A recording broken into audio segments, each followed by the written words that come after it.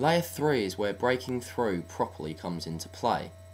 Once you reach this layer, your everyday consciousness will begin to seep through into the dream world. This will manifest itself in lots of different ways.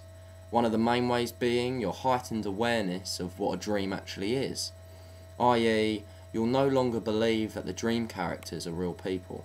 Another prominent shift within this layer is the overall upgraded appearance of the dream world. You'll quickly notice that things look a lot more vibrant and vivid within this layer, and because of this, the realism can often shock you when you first see it.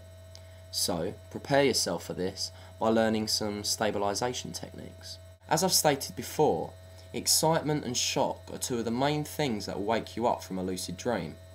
So make sure you learn some ways to keep yourself calm and focused when these emotions arise. My video entitled How to Prolong a Lucid Dream should help you out with doing exactly this. Layer 3 is a fairly advanced stage of lucidity, so don't feel too disheartened if you struggle to reach this state when you're first starting out. Give it time and keep on practicing, and you're bound to reach this layer eventually. You see, perseverance and patience really is the name of the game when you're learning how to become an aeronaut.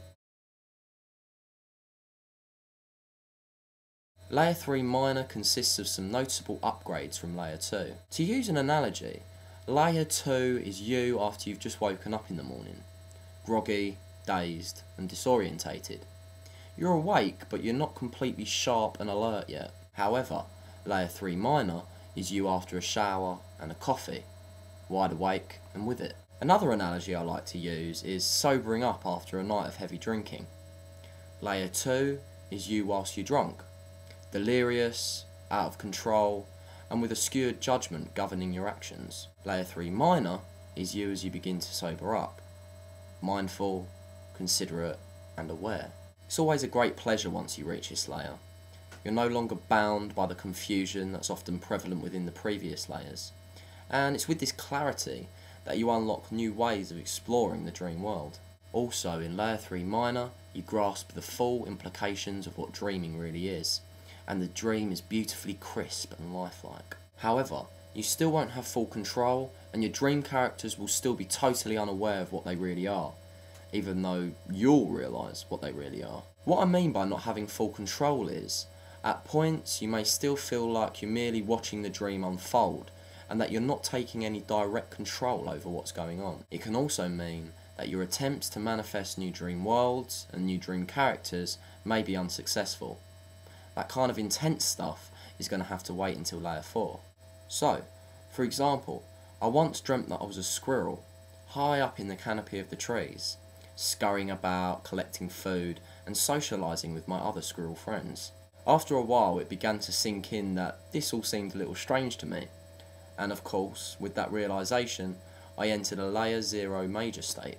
After a few minutes of me pondering what didn't feel right about the situation, I eventually came to the conclusion that I must be dreaming, and so I began to rise through the layers. As my lucidity grew and grew, it eventually stopped at Layer 3 minor, and I began to tell all the other squirrels that they were merely a part of my imagination. I even tried to convince them that my real human body was laying in bed back at home, but none of them seemed to take my claims seriously.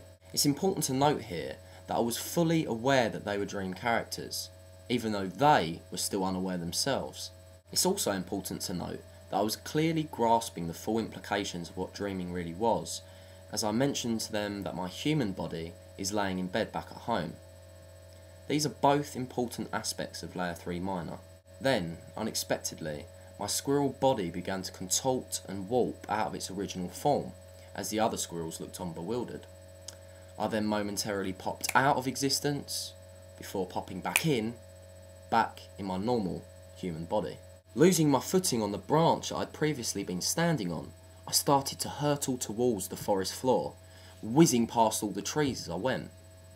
However, due to me being at a very high layer of lucidity, I didn't panic as I saw the ground getting nearer and nearer. In fact, in a way, I was almost looking forward to seeing what would happen once I hit the bottom. But, instead of impacting with it, I went straight through it, and ended up rematerialising in outer space. It's important to note here that not at any point was I in full control over what was happening. I didn't choose to reform back into a human. I didn't choose to fall out of the tree, and I didn't choose to visit outer space. I was very much out of control and letting the dream run its course. This is an important factor that stops this from being a layer 4 experience and keeps it locked down into layer 3 minor. So, as I floated aimlessly through space, I began to look around and note how incredible everything looked. As I drifted past planet after planet, I was in awe at how each one had its own unique little look. It really was amazing how everything about the dream seemed so alive and lifelike, which of course is another big factor of layer 3 minor dreams, and something you won't have experienced in the previous layers. After what seemed like an eternity of drifting through space, I began to see what looked like a sun in the far distance. As I got nearer and nearer to it, I realised that I was actually heading straight for it. Being at layer 3 minor, I still didn't have full control over my actions, so I decided not to fight the direction I was going in, and instead allowed myself to drift towards the big, bright Goliath. As I got nearer to it, I started to notice the incredible heat that the sun was giving off. But again, I didn't panic, because I realised the full implications of what I was experiencing, i.e. that it was just a dream, and that the heat couldn't hurt me. As the heat got more and more intense, I realised that my body was starting to dissipate and become one with the sun. This was a glorious revelation, and I began to get the sense that I was experiencing a truly transcendental dream. At this point I started to feel an overwhelming sense of unconditional love, and as my merging with the sun continued, it felt as if I was reconnecting with the source of all creation. I could feel my ego and individuality slowly dispersing from my conscious mind and flittering off into this ocean of ideas, memories and emotions. Everything existing in this place seemed one and the same. Within a short amount of time, I could no longer differentiate between my own thoughts and others. It felt as if there was some sort of party going on, with lots of people exchanging thoughts and emotions back and forth. Yet, at the same time, it never felt as if there was more than one consciousness there. I got the sense that every mind that had entered this place had instantly unified with the whole, and there was no longer separation of any sort. As this feeling of oneness continued to wash over me, every positive emotion you could ever possibly imagine flooded my senses. I suddenly knew all. Any question that popped into my mind was instantly answered by the sun and the knowledge that laid within. And so, I decided to ask the most important question of all. Where am I? The sun instantly replied, "You are home, my child. You are home."